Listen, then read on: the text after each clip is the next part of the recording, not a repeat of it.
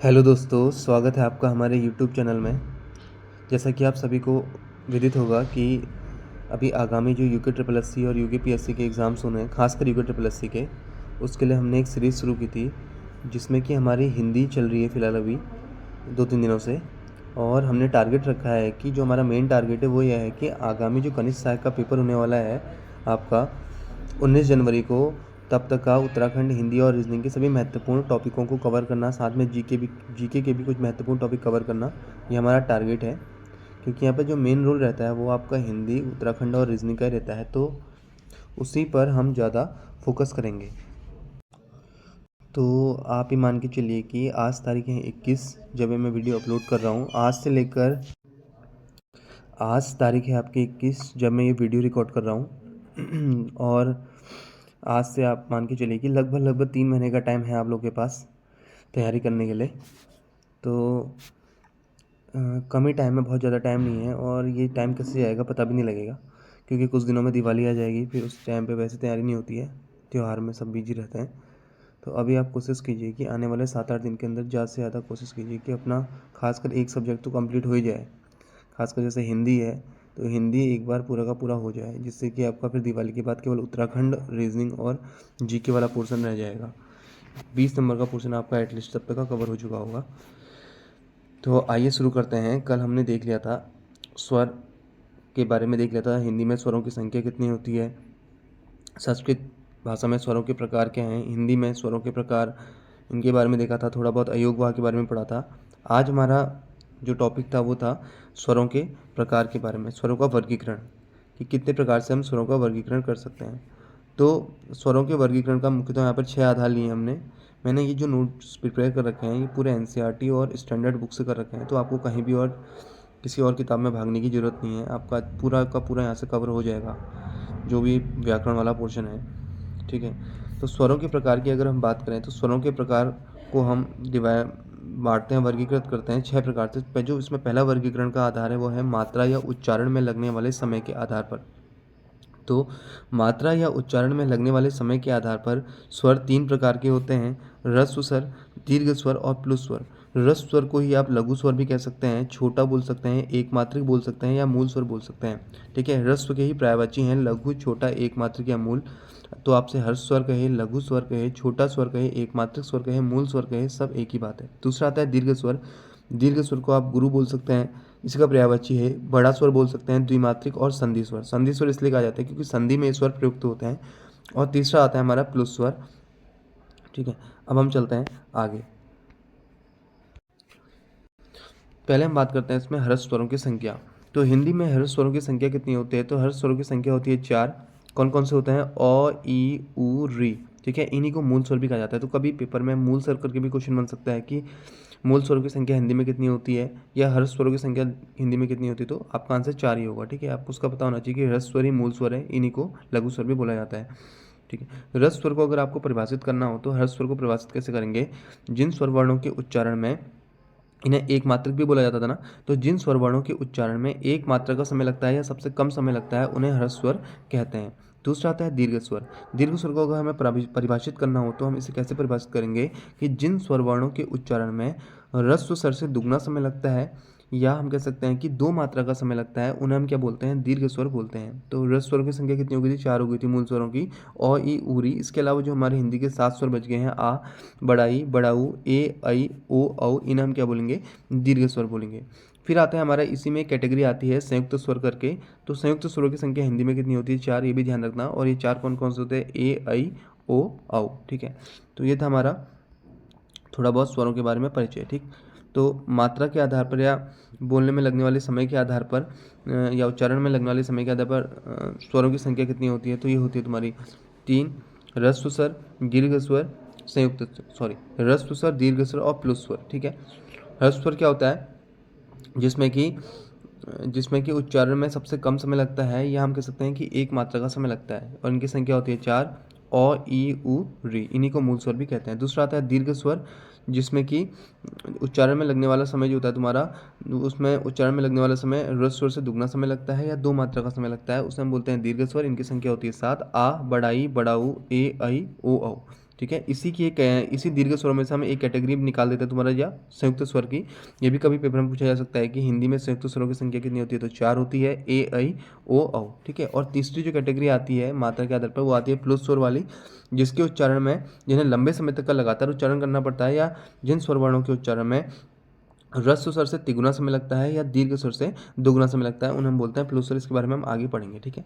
तो देखिए वही है स्वरों का वर्गीकरण। स्वरों का वर्गीकरण हमने कितने प्रकार से किया था, 6 प्रकार से किया था, जिसमें कि पहला आधार हमने लिया था मात्रा और उच्चारण में लगने वाले समय के आधार पर स्वरों को 3 प्रकार से बांटा जा सकता है। लघु स्वर, जिसका जो तुम्हारा प्रतीक चिन्ह होता है या सिंबल होता है, एक पाई रेखा हो गया, ठीक है, अर्थात जिन स्वर वर्णों के उच्चारण में ये जो सिंबल है एक रेखा का, एक मात्रा का है, तो जिन स्वर वर्णों के उच्चारण में एक मात्रा का समय लगता है या सबसे कम समय लगता है, उन्हें हम बोलते हैं लघु स्वर, या इन्हें मूल स्वर भी कह सकते हैं आप, या इन्हें ह्रस्व स्वर भी कह सकते हैं। इनकी संख्या होती है 4, औ ई उ री। दीर्घ स्वर, जिन स्वर वर्णों के उच्चारण में लघु स्वरों के उच्चारण से 2 गुना समय लगता है या 2 मात्रा का समय लगता है, उन्हें क्या बोलते हैं, दीर्घ स्वर बोलते हैं। था लघु से दुगुना समय, इसका जो तुम्हारा प्रतीक चिन्ह होता है लघु, या हम कह सकते हैं कि जो दीर्घ स्वरों का प्रतीक चिन्ह वो होता है, वो क्या होता है तुम्हारा, एस टाइप का होता है तुम्हारा, ठीक है। 2 मात्रा का साइन है तुम्हारा, वर्तुल बोलते हैं इसको।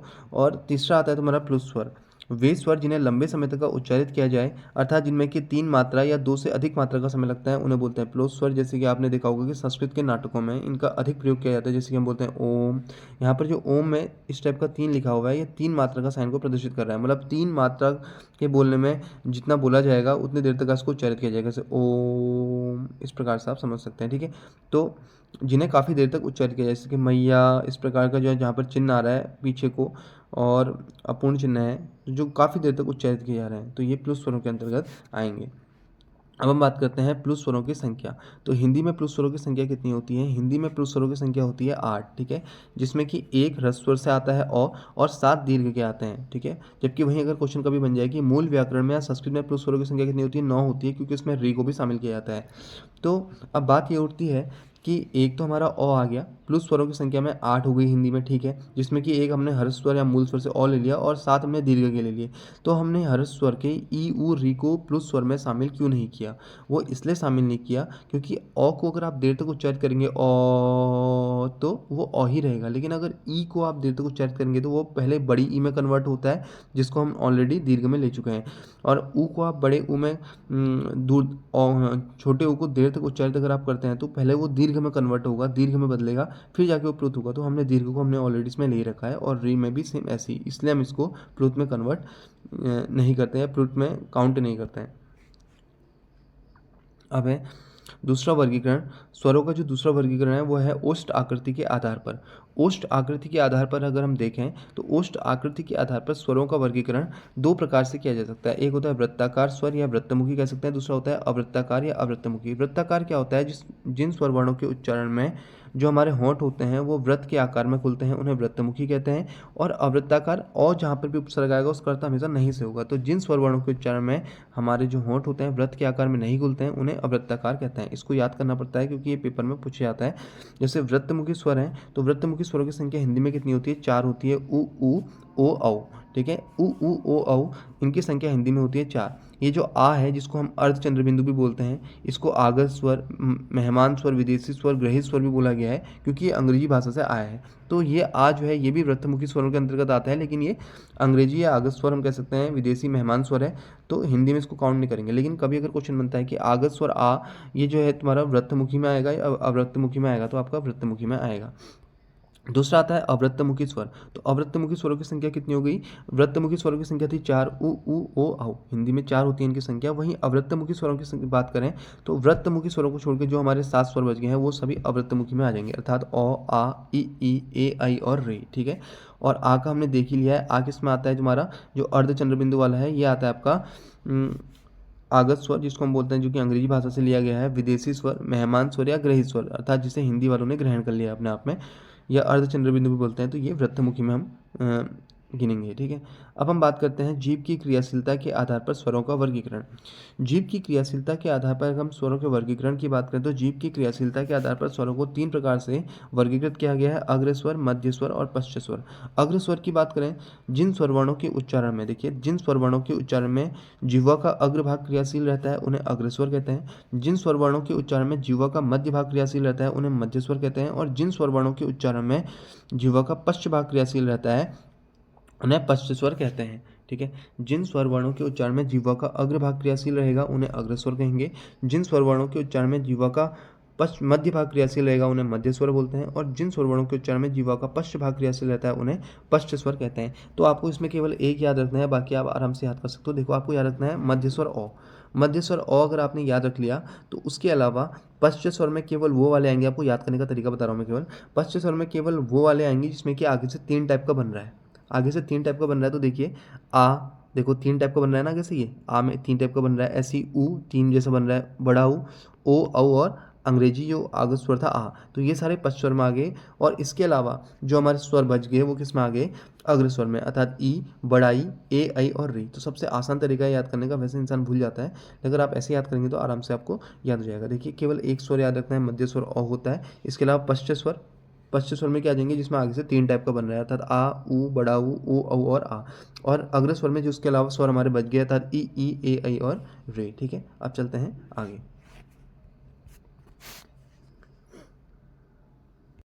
अब चलते हैं आगे। देखिए कि तालु की स्थिति के आधार पर, तालु की स्थिति के आधार पर या मुख द्वार या मुख विवर के खुलने के आधार पर स्वरों को कितने भागों में वर्गीकृत किया गया है? तो तालु की स्थिति के आधार पर बोल सकते हैं, या मुख द्वार या मुख विवर के खुलने के आधार पर स्वरों को 4 प्रकार से हम बांटते हैं: समृद्ध स्वर, ठीक है, अर्ध समृद्ध स्वर, विवर्त स्वर और अर्ध विवर्त स्वर। समृद्ध स्वर क्या होता है? समृद्ध स्वर जिन स्वर वर्णों के उच्चारण में जो मुख द्वार होता है वो लगभग बंद रहता है। समृद्ध का अर्थ ही होता है बंद, ठीक है, बंद का पर्यायवाची हम कह सकते हैं समृद्ध। तो जिन स्वर वर्णों के उच्चारण में मुख द्वार लगभग बंद रहता है उन्हें हम बोलते हैं समृद्ध स्वर। इनकी संख्या हिंदी में कितनी होती है? हिंदी में इनकी संख्या होती है 5। कौन कौन से होते हैं? ई, ऊ और री, ठीक है। अर्ध समृद्ध स्वर, अर्ध समृद्ध स्वर क्या होता है? जिन स्वर वर्णों के उच्चारण में, ठीक है, जिन स्वर वर्णों के उच्चारण में मुख द्वार आधा बंद रहता है, ठीक है, आधा बंद रहता है। अर्ध समृद्ध मतलब आधा बंद रहेगा, उन्हें क्या बोलेंगे? अर्ध समृद्ध, जैसे कि ए और ओ, ठीक है। विवृत, जिन स्वर वर्णों के उच्चारण में मुख द्वार, ठीक है, पूरा खुलता है, मुख द्वार हमारा पूरा खुलता है। आप मुंह को बोल के देखिए आ, तो पूरा मुंह आपका खुलेगा। तो जिन स्वर वर्णों के उच्चारण में मुख द्वार पूरा खुलता है तो उन्हें हम बोलते हैं विवर्त स्वर, जैसे कि आ हो गया। अर्ध विवर्त स्वर, जिन स्वर वर्णों के उच्चारण में आपका मुख द्वार आधा खुला रहता है उसे हम क्या बोलेंगे? अर्ध विवर्त स्वर बोलेंगे। इनमें 3 आते हैं मेनली हिंदी के: ए, बड़ा ए और बड़ा ओ, ठीक है। और आ जो अंग्रेजी वाला आगत स्वर हो गया, ये भी किस में आता है? अर्ध विवर्त में आता है। तो इसको आप कैसे याद करेंगे? इसको याद करने का बहुत आसान तरीका ये है कि आप देखिए, आप इसमें केवल पकड़िए विवर्त स्वर को। तो विवर्त स्वर क्या होता है? जिस स्वर वर्ण के उच्चारण में मुख द्वार हमारा पूरा खुलता है हम उसे क्या बोलते हैं? विवर्त स्वर आ, ठीक है। विवर्त अगर हमारा आ है तो अर्ध विवर्त क्या हो जाएगा? आ का आधा ओ, ऐसे याद कर लीजिए, ठीक है। उसके अलावा जो हमें बड़ी वाली मात्राएं, अब यहाँ पर हमें देखना है कि जो हमें मात्राओं में जो ज़्यादा है उसे हमें किस में लेना है? अर्ध विवर्त में लेना है, क्योंकि विवर्त सबसे बड़ा है। तो विवर्त से जो सबसे बड़ा है तो उससे आप थोड़ा नीचे चलोगे तो उससे थोड़ा कम बड़ा होगा, और तो इसको आप मानिए कि सबसे बड़ा ये है, उसके बाद ये है, फिर तीसरे नंबर पे ये है, चौथे नंबर पे ये है, ठीक है। तो अर्ध विवर्त में क्या आ जाएंगे? आ का आधा ओ हो गया, अर्थात अर्ध विवर्त हो गया। इसके अलावा ए, बड़ा ए और बड़ा ओ, आई और औ, ये किस में आ गए? अर्ध विवर्त में आ गए, क्योंकि इसकी मात्रा इनसे ज़्यादा है, ऐसा आप यहाँ पे ध्यान रख सकते हैं। और अर्ध समवर्त में इसके छोटे वाले रूप आ जाएंगे ए और ओ, और जो हमारे 4-5 बच गए हैं ई, ऊ, री, ये किस में आ जाएंगे? आपके समवर्त में, ठीक है। इस प्रकार से आप इसको ध्यान में रख सकते हैं। अब हम बात करते हैं आगे अनुनासिकता के आधार पर स्वरों के प्रकार। अनुनासिकता के आधार पर स्वर जो है मुख्यतः 2 प्रकार के होते हैं, एक होता है अनुनासिक और एक होता है निर्नुनासिक, ठीक है। अनुनासिक अर्थात जैसे हमने आ लिया है तो ये चंद्र बिंदु है यहाँ पर, ठीक है, इसको हम अनुनासिक भी बोल सकते हैं।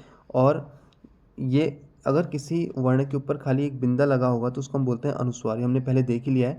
और हमेशा ध्यान रखना कि अनुस्वार का तद्भव रूप होगा अनुनासिक। जैसे आपका कभी तत्सम शब्द पेपर में आ जाते हैं, ठीक है, जैसे पंच आ जाता है तो पंच का क्या हो गया? 5 हो गया। तो पंच क्या है अपने आप में? वो अनुनासिक, सॉरी, पंच क्या है? जिसके ऊपर खाली एक बिंदा लगा है वो है उसका शब्द का तत्सम रूप, और उसका अगर अनुस्वार लेंगे तो उसका अनुसार क्या हो जाएगा? 5, जहाँ पर कि उसके ऊपर क्या लग जाएगा? चंद्र बिंदु लग जाएगा। तो ये भी एक रूल है, एक नियम, एक आप कह सकते हैं कि एक ट्रिक है तत्सम और तद्भव शब्दों को समझने की। हमेशा ध्यान रखना है कि अनुसार का तद्भव रूप क्या होता है? वो अनुनासिक होता है, अर्थात कोई भी शब्द जनरली ज़्यादातर शब्दों में फॉलो होता है, लेकिन कुछ इसके एक्सेप्शन भी होते हैं कि जहाँ पर भी तुम्हारा किसी शब्द के ऊपर अनुस्वार एक बिंदा लगा है तो वो जनरली उसका क्या होगा, तत्सम रूप होगा। और उसी के आगे अगर वहाँ पर हमें क्या मिल रहा है तुम्हारा, जैसे हमने लिखा चंदा, चंदा का क्या हो गया, चांद हो गया। तो चांद चंदा क्या अपने आप में यहाँ पर केवल एक बिंदु लगा है, वो अनुस्वार रूप है, उसका अनुस्वार था तत्सम रूप है।